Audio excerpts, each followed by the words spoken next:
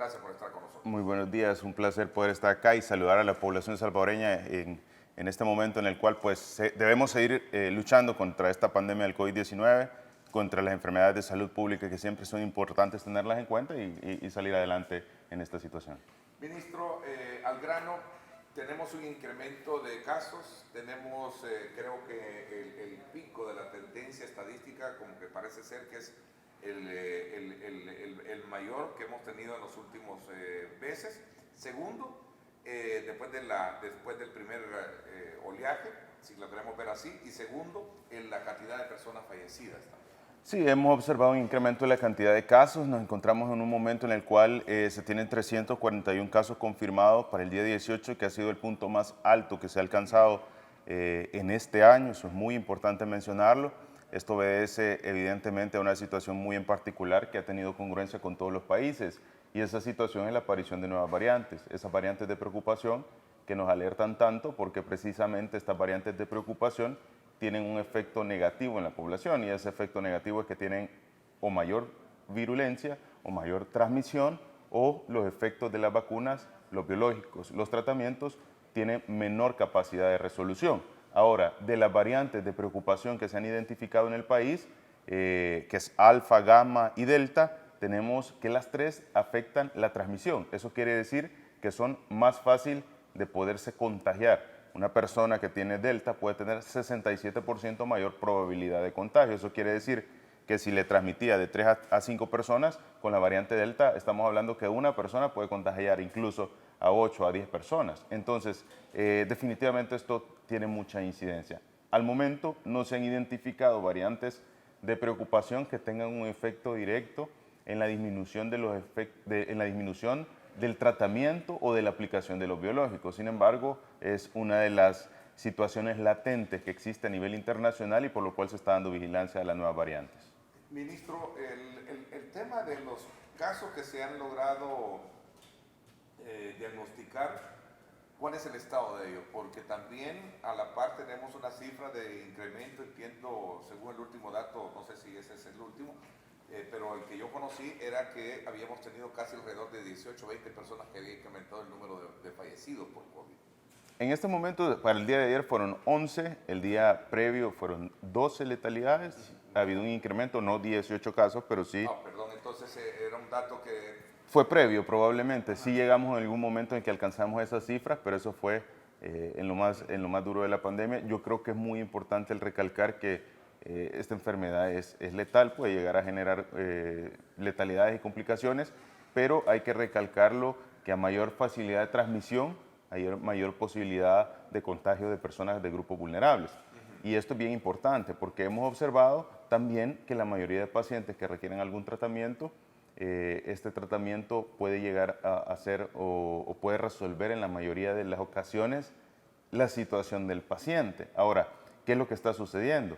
Los pacientes vulnerables, aquellos pacientes que tienen edades avanzadas, que son diabéticos, que son hipertensos, esos son los que tienen complicaciones. Sí, de hecho no sé si voy a cometer una infidencia o una indiscreción, pero voy a expresar también mi pésame a la familia Hernández Gómez, a mis amigos, a Ricardo, a Roberto, a Rolando y el resto de hermanos. Precisamente este fin de semana falleció su querida madre precisamente por el tema de COVID, ¿verdad? Una cosa muy dura, muy difícil. Sin duda alguna, esto nos está golpeando fuerte y como usted decía, eso es producto también de cuando la persona tiene ya ciertas enfermedades crónicas que podrían de alguna manera verse más susceptible en esta situación, ¿no? Pero mi pésame y el cariño y el abrazo en este momento para mis amigos y toda la familia, a don Roberto, de su esposa. Definitivamente nos está golpeando. De verdad que nuestras muestras de condolencia para todas las familias salvadoreñas que han perdido a un familiar, que han perdido a una persona cercana en el marco de esta pandemia. Es duro, es difícil, sí, pero tenemos que salir adelante y tenemos que ganarle la batalla a esta enfermedad. Hay que recordar que esto está sucediendo en varias partes del mundo, incluso países en los cuales hay un proceso bastante avanzado siguen teniendo complicaciones ante el COVID porque es un virus que puede llegar y penetrar en todo el territorio, puede llegar y penetrar en todos los grupos etarios. Entonces es muy importante en que la población cumpla las medidas de bioseguridad y sobre todo en que la población le dé ciertas herramientas al cuerpo para poder defenderse. Y digo ciertas herramientas porque a pesar de que usted esté con defensas, eso no quita la posibilidad que se pueda contagiar. Por eso debemos actuar en combinación de las medidas de bioseguridad con la vacunación. A ver, voy a traducir un poquito más a entender este tema. Si tenemos casi el 60% de la población vacunada, el día de ayer, por cierto, investigando un poco el tema, preparándonos para la entrevista hoy, veía un informe que lo publicaba CNN. Somos el 9º país con un mayor número de población que está vacunada. Creo que somos el 60%, según veía esa estadística. Si tenemos población vacunada, ¿por qué se están presentando casos? Muy buena pregunta. Primero porque se ha identificado que para poder disminuir la cantidad de casos, ojo con esto, eso es circulación. Se necesita tener inmunidad colectiva o inmunidad de rebaño y eso significa cifras arriba del 90% de población inmunizada para que haya una observación de disminución en la cantidad de los contagios. ¿Por qué? Porque el coronavirus, la vacunación no nos funciona para disminuir contagio como principal objetivo, sino que como un objetivo secundario. El objetivo principal de la vacunación es limitarle la enfermedad grave o la letalidad a una persona. Ahora, en un segundo efecto beneficioso de la vacuna, usted puede disminuir o limitar el contagio en un 60-70%. Ahora, un 60-70% solo es eficiente si usted tiene 90% de la población con ese 60-70%. Y aún con ese 90% de la población, usted puede tener casos esporádicos de pacientes que van a tener COVID. Ahora, ejemplo clave de ello ha sido Israel, uno de los países con 90% de población inmunizada, pero a pesar de ese 90% de población inmunizada, todavía presenta casos en las unidades de cuidados intensivos de pacientes que están ante una enfermedad de COVID. Y quiero hacer un comparativo muy importante para que la población lo pueda dimensionar. Bueno, no me dejará mentir, hemos visto cómo los adultos mayores, personas cercanas, en ocasiones se han visto en una situación por neumonía. Una neumonía que afecta probablemente a causa de una influenza, probablemente a causa de un virus para influenza, virus sincitial respiratorio, y que pueden llevar a esta persona a una situación de un ingreso hospitalario por una complicación de infección sobreagregada más la neumonía. Entonces, ¿a qué quiero llegar? Un proceso respiratorio puede llevarnos a una ventilación mecánica y a una complicación. El caso del COVID no va a ser la excepción, aún ya cuando encontremos una población con el 90% de la vacunación. ¿Qué quiere decir? Esos grupos vulnerables, esos adultos mayores, esas personas con enfermedades crónicas, siempre deben consultar oportunamente. ¿Cuánto es la cantidad de porcentaje de letalidad que puede llegar a tener la neumonía normal que ha habido en el país por años? 7.5%. Y eso es un dato bastante conservador a lo que se observa en otros países, que puede rondar entre el 10 y el 15%. Entonces, debemos comprender que a pesar de que existe un proceso de vacunación, de que vamos a alcanzar la meta del 90%, el COVID va a formar parte de las enfermedades respiratorias y el COVID puede seguir teniendo ese potencial de letalidad en aquellos grupos vulnerables. Entonces debemos cumplir todas las medidas de protección y sobre todo consultar oportunamente. La mascarilla es indispensable, ¿verdad? Indispensable. Lavarse las manos de manera muy constante y evitar la concentración. ¿Por qué hago énfasis en esto? Porque sin duda alguna el problema también se somete a una discusión de que si cerramos parques, cerramos iglesias, o volvemos de nuevo al esquema de cuarentena, ¿verdad? Si no, al final, ¿qué se está haciendo para poder detener esto? Le hago esta pregunta porque el día de ayer, a propósito, siempre recogiendo también otros insumos de especialistas en el área médica, me decían, también es importante tener ciertos datos que no se tienen para saber cuál es la ruta que se está siguiendo. Algunas voces también de la medicina nuestra sostienen de que gran parte de lo que no se puede hablar con certeza qué está pasando a raíz de este incremento es porque no se tiene la información al respecto. Yo considero que eso no es del todo cierto en el sentido de que por falta de información es que tenemos esto. Yo le decía correcto. la pregunta, o sea que por falta de información tenemos esto, le decía yo, y lo voy a decir porque anoche estuvo en el programa de Ernesto López Radio, el doctor Iván Solano Leiva, le decía, entonces por falta de información es que estamos así. Y él decía ver de que es importante medir parámetros para saber en qué estamos fallando y cuál es la respuesta como tal, pregunto. Sí, yo creo que es muy importante el análisis que todas las ramas y todas las especialidades puedan tener, pero evidentemente esto no obedece a que por falta de información los casos se están incrementando. No hay que ir muy lejos, todo se sabe a nivel internacional que esto es a consecuencia de las diferentes variantes, y esto no solo está sucediendo en El Salvador. Probablemente si el caso fuera aislado, si fuera en el país, habría que identificar cuál es la situación que está poniendo al país en un incremento de casos. Pero evidentemente hay suficiente información a nivel internacional de la gravedad que pueden tener estas variantes. Le voy a hacer una pregunta a título personal, pero que sé que también cualquier televidente se la está haciendo con relación a ese punto. Si son personas que han sido vacunadas, las que están falleciendo, que creo que estadísticamente, creo que por ahí anda también el número, ¿será que las vacunas también no son efectivas? No, no, al contrario, las vacunas son 100% efectivas y tenemos que tener algo muy presente. Y esto sí, la población tiene que tener mucho cuidado en no caer en más desinformación de la que circula. La vacunación tiene un efecto positivo en la protección en el 100% de la letalidad ante el COVID como tal. Pero usted tiene que agregarle los factores, los complementos o comórbidos que puede tener un paciente que la vacuna no es efectiva. Por ejemplo, si usted es un paciente diabético que maneja 500 de glucosa en sangre, ¿verdad? Que no hay un control adecuado, la vacuna no le va a disminuir el azúcar.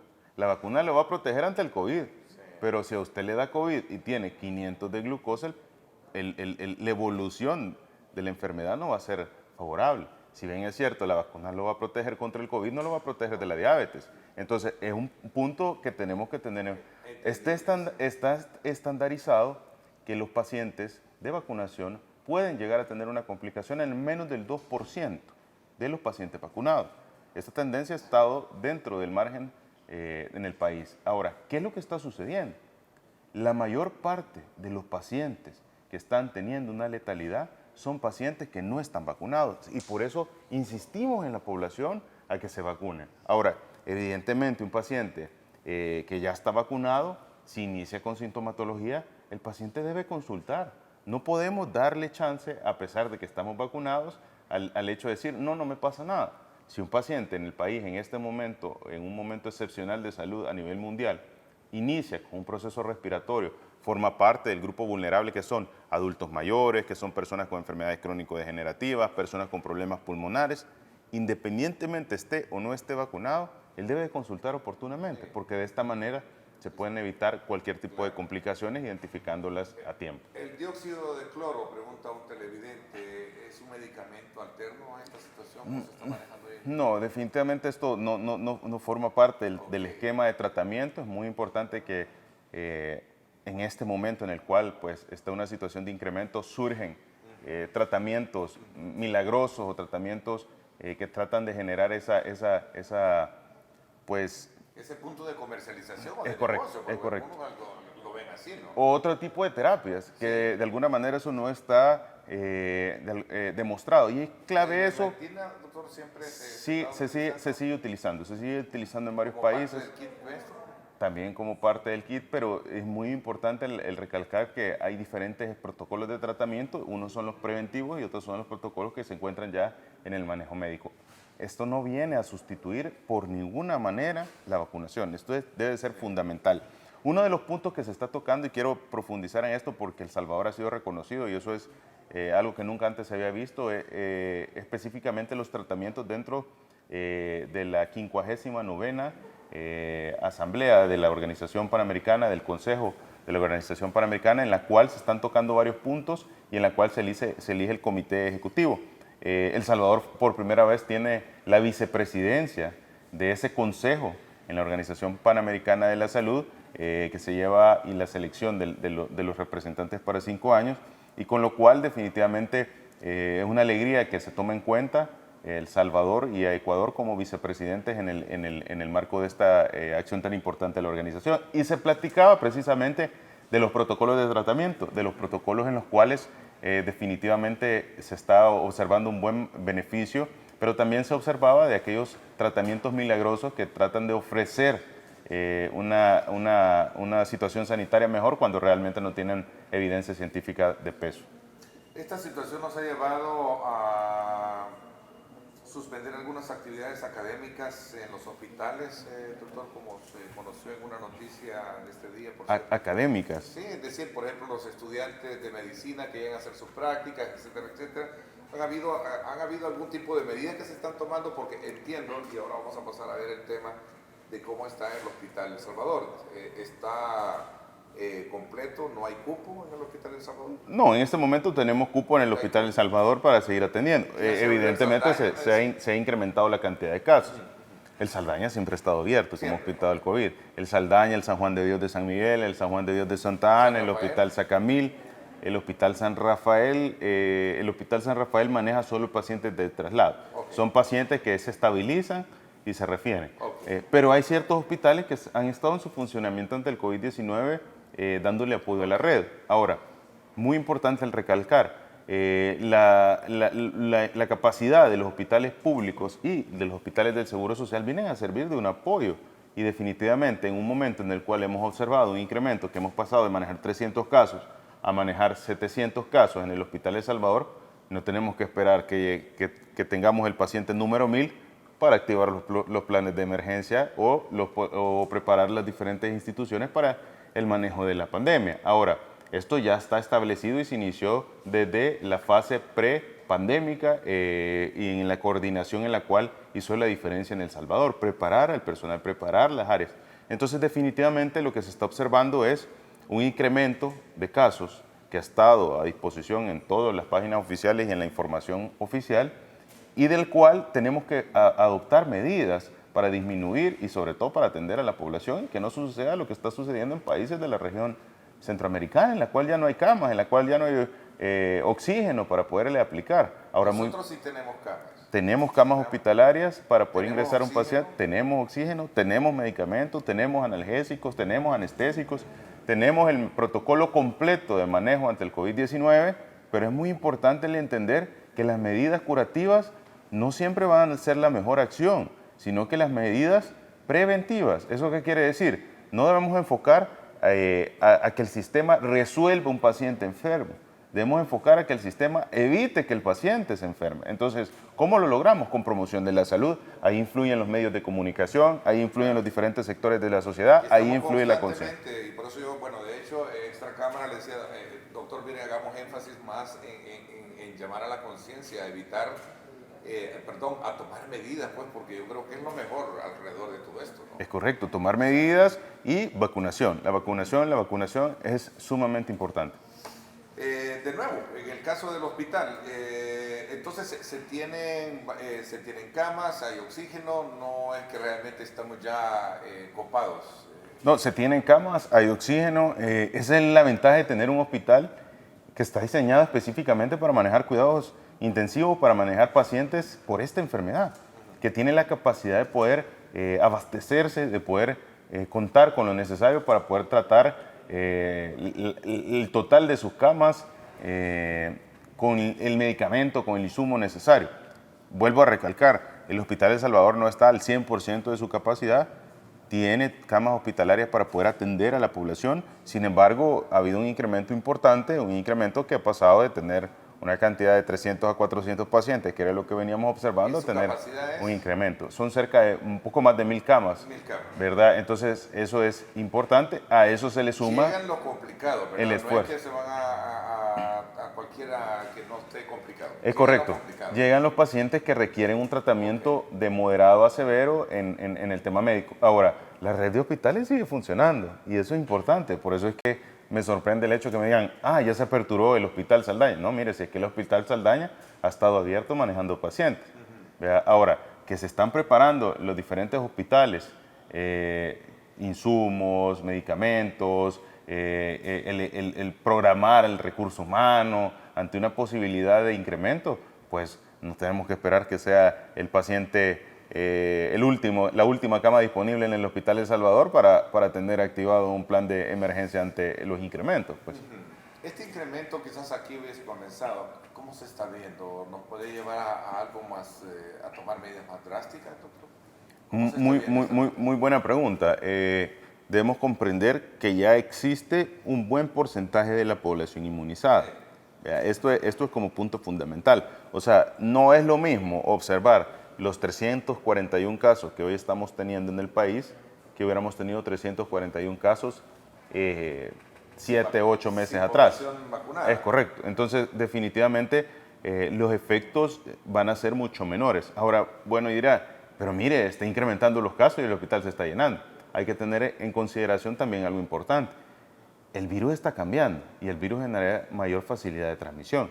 ¿Esto qué quiere decir? Si bien es cierto, la población puede llegar a enfermar, la mayor parte de la población vacunada, y esto es muy importante, va a poder salir con el tratamiento médico. Entonces, ¿qué debemos hacer? Seguir en ese equilibrio entre la ampliación de la inmunización, que es la vacunación, y el cumplimiento de las medidas de bioseguridad. Y yo voy a poner un ejemplo, medidas restrictivas importantes que han sucedido en países como Australia.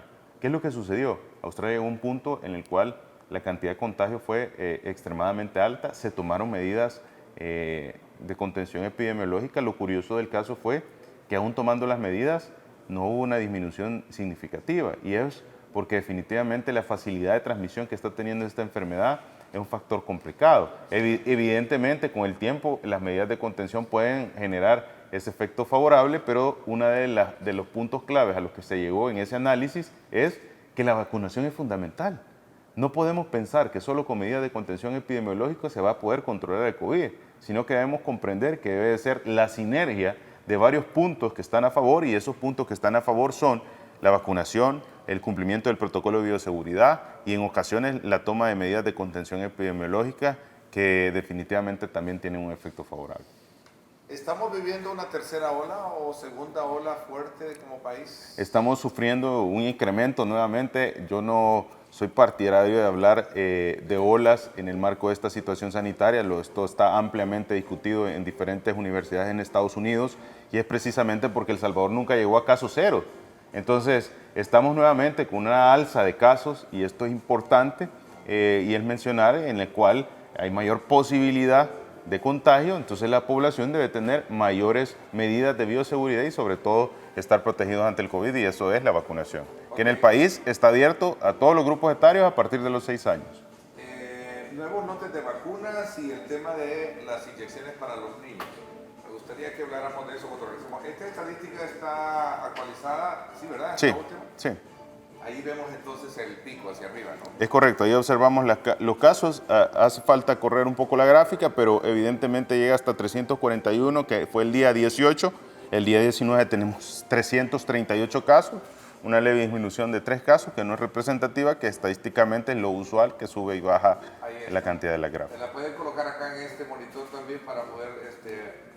Ahí está donde colocan el curso, ahí está. Quizá el punto fundamental es observar que se ha alcanzado en el año la cifra más alta, y eso fue para el día 18 con 341 casos, ¿verdad? Es correcto. Ahí está, 341. Ese es el punto más alto que se ha tenido a este momento. Muy importante el decirle a la población, esto traduce que hay circulación activa del virus, esto traduce que hay mayor facilidad en el contagio, y esto se debe a las variantes de preocupación, y significa que debemos cuidarnos y protegernos más. Oigan, señores, y lo voy a decir así de manera muy, no tan lengüeta. Oigan, tenemos que cuidarnos. Padres de familia, por favor, no salgan, ¿verdad? Y sobre todo si están padeciendo de alguna enfermedad crónica. Padres de familia, no salgan. Y ustedes, hijos, cuidemos a nuestros padres y viceversa. Cuidémonos todos, porque Así de eso es. se trata.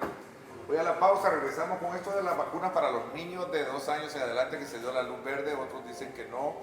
Y hablemos también del tema del lote de vacunas, ¿verdad? Seguimos siendo un país que nos llegan aviones con vacunas, despejando muchas dudas alrededor de las que existen en cada uno de ustedes. como también exhortándoles a que nos cuidemos, de verdad, cuidémonos, evitemos salir y estar aglomerados. Ministro, hay vacunas para los niños, se dio la luz verde para vacunar a niños de 2 años en adelante, pero también hay otras versiones que hablan de que no es conveniente, no está todavía científicamente comprobado que deben de vacunarse los niños arriba de los 2 años. En El Salvador la autorización o el inicio de la vacunación en los grupos etarios abajo de los 12 años ha partido de los 6 años, de 6 años en adelante, no de los 2 años. Hay estudios a nivel internacional en los cuales ratifican que la vacunación debe de darse de los 3 años en adelante. Poca evidencia con 2 años, hay poca evidencia, eso es poca evidencia, para pero vacunar a los niños. Para vacunar a los niños de 2 años. Pero sí hay una evidencia bastante robusta de 3 años en adelante. Ahora, El Salvador optó por iniciar la vacunación en ese grupo etario de los 6 años en adelante, lo cual tiene ya una robustez importante. Hay países a nivel internacional que ya están practicando esta estrategia y muy importante también el que la población conozca, bueno, y de dónde surge el hecho de que vamos a vacunar a la población de los 6 años en adelante. Surge de la identificación de complicaciones en otros países que están sirviendo de evidencia y nos sirve también para tomar acciones y evitar los efectos negativos que estos países han tenido. ¿Y esos cuáles son? La aplicación o la llegada de estas nuevas variantes de preocupación que ha recurrido el ingreso de pacientes pediátricos con ventilación mecánica por una situación de COVID-19. Entonces, partiendo de esto, hemos observado países como Estados Unidos, estados como Houston, Nueva York, que tienen una gran cantidad de pacientes pediátricos ingresados por COVID con ventilación mecánica. Entonces, no debemos caer en tener letalidades en nuestra población pediátrica para poder aplicar una de las estrategias que El Salvador en este momento tiene esa posibilidad y sobre todo que existe una evidencia sólida a nivel internacional. Partiendo de esto fue el anuncio por parte del país, el presidente lo anunció, con la suficiente evidencia científica, con todo el análisis tanto internacional como nacional, y aún así hubieron un par de comentarios en los cuales estaban, podría decirse, no estaban a favor de la vacunación. Lo curioso del caso es que al hablar con los diferentes colegas, bueno, entonces si usted no está a favor de la vacunación, usted está en contra de la vacunación en el grupo pediátrico. Y la respuesta es, no, es que no estamos en contra, necesitamos que haya más evidencia, lo cual puede ser razonable en un momento no excepcional de salud. ¿Hay una estadística de niños ya de 6 años arriba vacunados? Inicia el proceso, tenemos una semana de haber iniciado el proceso, están en agenda, pero a lo que yo quiero llegar al final es, no nos encontramos en una situación convencional de salud, estamos en una pandemia, en un momento excepcional de salud que hay que tomar medidas importantes. El día de ayer, el día 15 de septiembre ha sido publicado otro estudio importante en The Lancet, de una de las revistas más importantes de publicaciones médicas, dándole seguridad a la vacuna de virus inactivo, que valga la redundancia, es la vacuna o la manera de formular las vacunas de todas las vacunas de los niños, la que le pone usted a los 2, a los 4, a los 12, a los 4 años. Esa vacuna que le pone convencional en el plan regular se formula de manera de virus inactivo.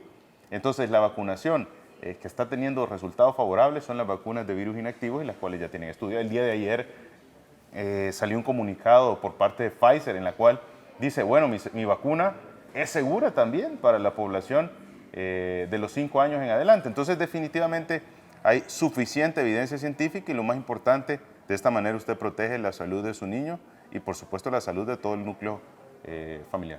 ¿Ya tenemos cuántos vuelos con lotes de vacuna? 35 lotes. 35, ¿verdad? 35, el último compra directa, los últimos 2 han sido compra directa de la farmacéutica Pfizer, con lo cual se ha tenido la llegada de cerca de 110,000 dosis de vacuna. Al momento tenemos aproximadamente 11.810.510 dosis de vacunas en el territorio, lo cual nos posiciona como uno de los países con mayor cantidad de dosis y por supuesto con un programa, una estrategia de vacunación reconocida, el mejor en Centroamérica, el cuarto en América Latina y uno de los primeros 50 países a nivel internacional en la estrategia de vacunación. La tercera dosis no es factible todavía. Definitivamente hay bastante evidencia de respaldo, cada día se sigue colectando más, esperamos en las próximas semanas tener buenas noticias para la población salvadoreña.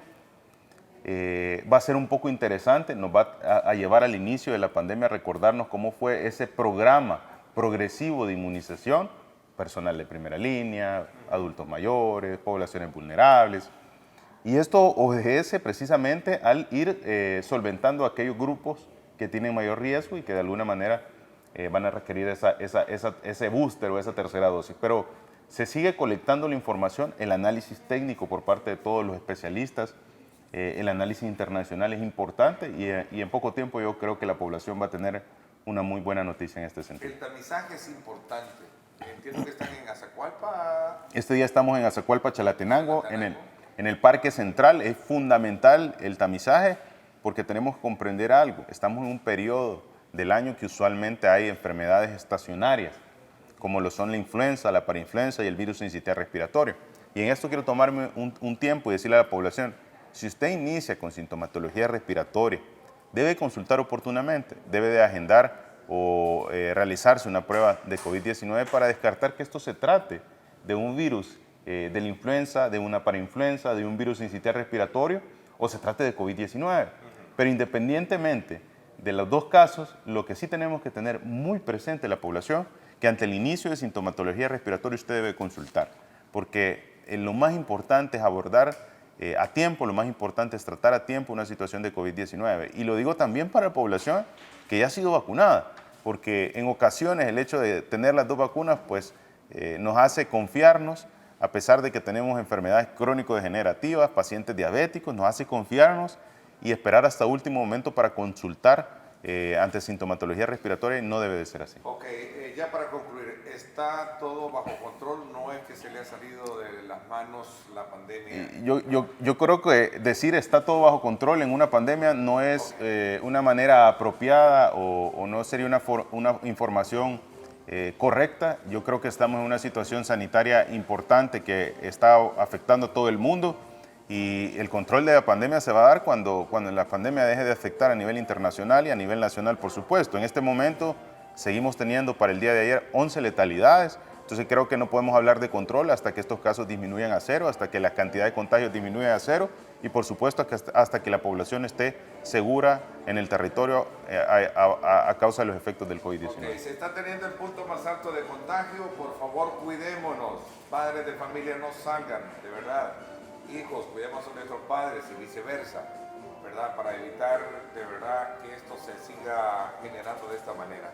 Ministro, nuevamente gracias, muy agradecido que nos acompañe siempre y nos ponga al día para poder de alguna manera concientizar a la población y evitar este tipo de situaciones que estamos viviendo hoy. Un placer poder estar acá y decirle a la población, cuídese, use su mascarilla, lávese las manos con agua y con jabón, evite asistir a aglomeraciones y sobre todo vacúnese. Lo más importante es estar protegido, de esa manera usted garantiza su salud y la salud de su familia.